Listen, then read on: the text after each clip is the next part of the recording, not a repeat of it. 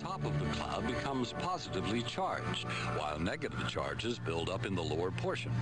Because unlike charges attract one another, this negative charge in turn causes a portion of the ground underneath it to become positively charged.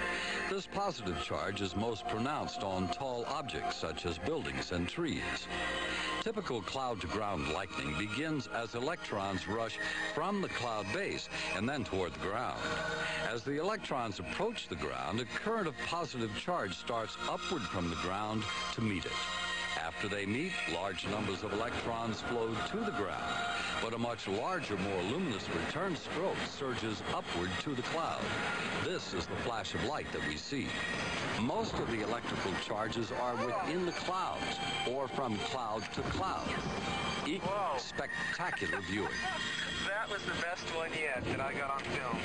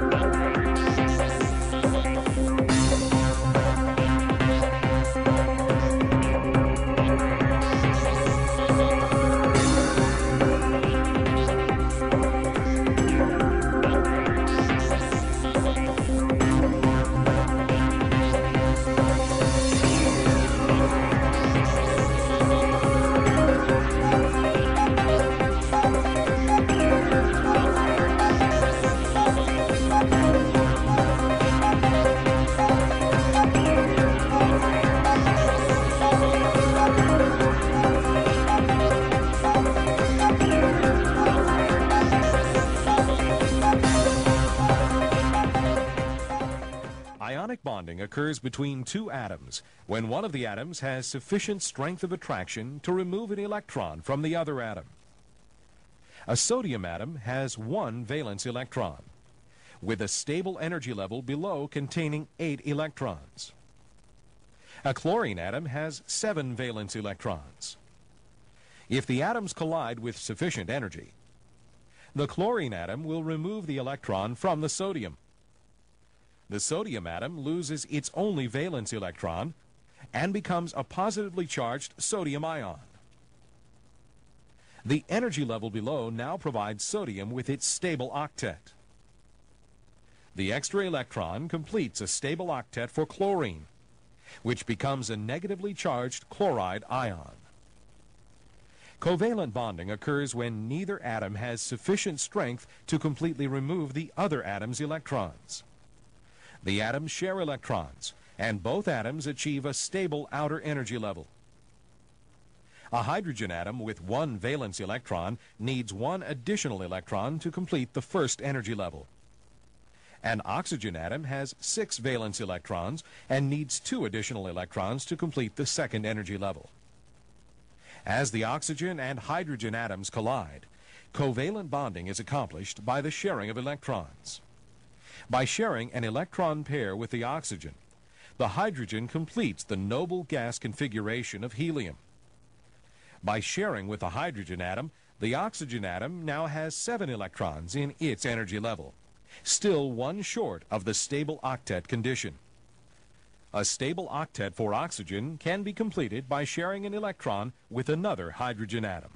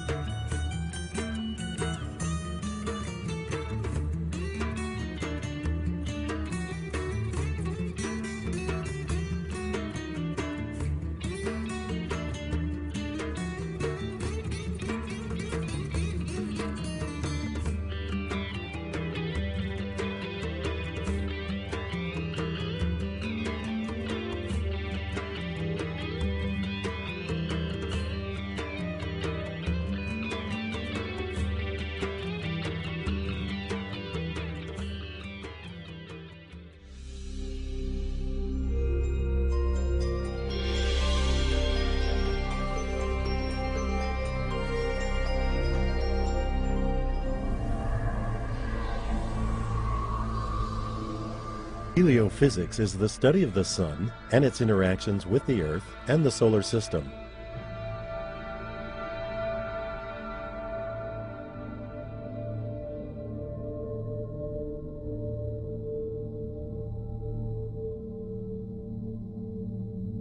The Earth's atmosphere has 4 primary layers. The lowest is the troposphere, then the stratosphere, mesosphere, and thermosphere. These layers, particularly the upper 3 and the existence of ozone in the stratosphere, protect our planet by absorbing harmful ultraviolet radiation. NASA scientists use balloons to collect in situ measurements of the atmosphere. Sounding rockets are used to collect more detailed data in the mesosphere and the thermosphere, both of which are too high for balloons. Satellites are also used to gather measurements of the upper atmosphere. Researchers hope noctilucent cloud data will contribute to the understanding of how the Sun's cycle affects the Earth's atmosphere and pole-to-pole atmospheric circulation. Higher altitude does not necessarily mean colder temperatures, because temperature does not change consistently through the layers of the atmosphere. Temperature decreases with altitude through the troposphere, but then increases through the stratosphere. Conversely, the temperature decreases in the mesosphere, and it contains some of the coldest temperatures in the atmosphere. The thermosphere then begins to warm with higher altitude. The thermosphere warms because molecules of oxygen and nitrogen move faster at this altitude and are bombarded by radiation and energetic particles from the Sun, causing the molecules to split into their component atoms. Both the speed of the molecules and splitting of the atoms create heat. The atomic oxygen and nitrogen cannot radiate the heat from this absorption, causing the thermosphere to reach temperatures as high as 2,000 degrees Celsius. As the Earth rotates, the thermosphere is exposed to highly energetic ultraviolet and X-ray solar radiation that ionize the atomic oxygen and nitrogen in the thermosphere. These charged atoms form a layer of plasma called the ionosphere.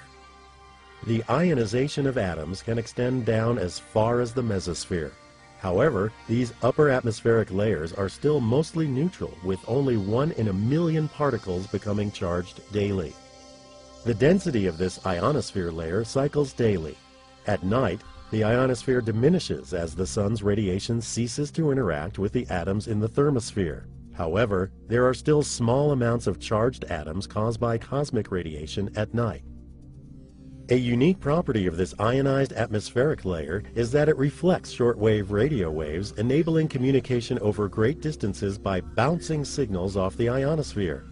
However, variability of the ionosphere can disrupt communication.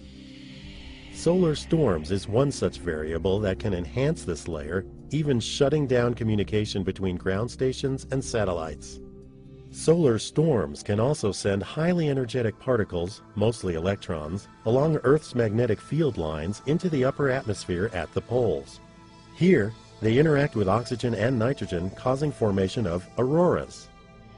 Auroras are formed when an energetic electron strikes an atom and one of the atom's electrons jumps to a higher energy level.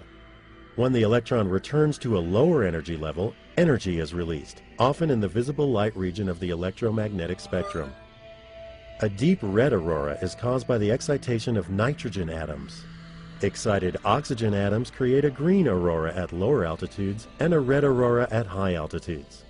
A small amount of solar particles constantly precipitate from the magnetosphere, forming a background aurora that can be seen from space. NASA's AIM and Themis missions have provided valuable information about Earth's upper atmosphere. NASA's RBSP and MMS missions study the interactions at the upper atmosphere and the magnetosphere from space weather effects.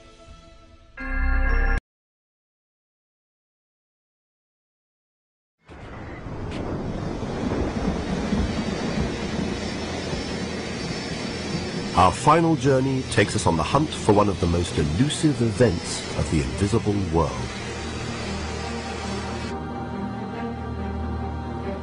We're attempting to find a spectacular lightning formation 50 miles wide, but so fast it's virtually invisible. 6775 tracks with you at flight level 400. Take off from 6775. Brief glimpses of this phenomenon have been mistaken for UFOs. They're called sprites. Like lightning, sprites are electrical discharges, but they're actually very different. The real difference is how brief the sprites last.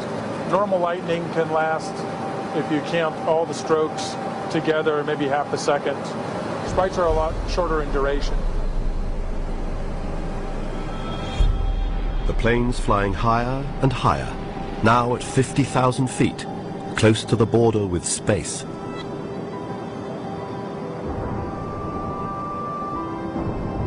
Jupiter shines brightly in the sky. With me flying at this altitude, it's the clarity. It's close now. There's a storm building way below. It looks to me like we're getting all the lightning on our backside right now, so is it possible to turn, say, 10 degrees to the left? As the plane turns, the storm unleashes its fury.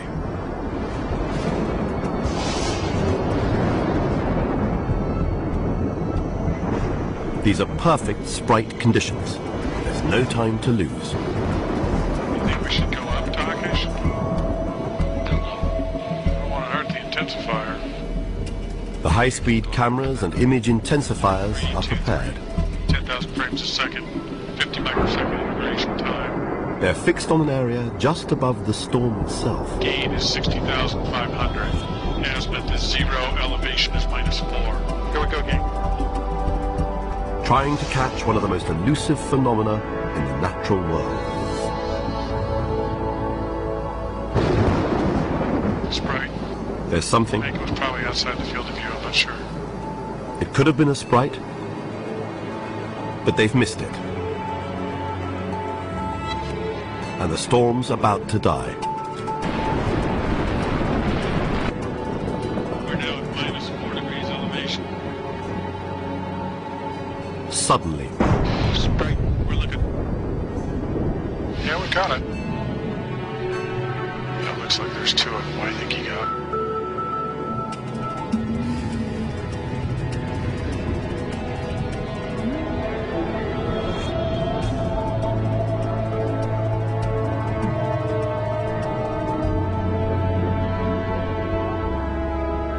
a vast column of light. 20 miles tall, it dwarfs the city below.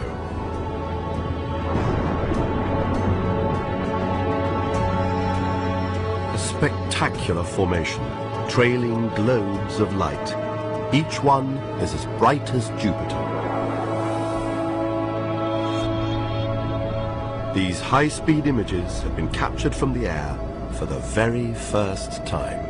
You and I live on seconds or minutes or maybe even years of timescales, and sprites are 1/1000th of a second. It makes you realize how different the world can be. This vast display happens in our skies all over the world, but we're completely unaware of it.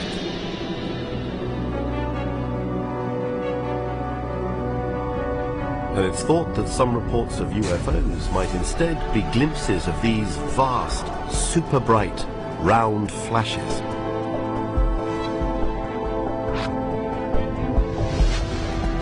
Sprites, a spectacular celestial display, a secret of the invisible world.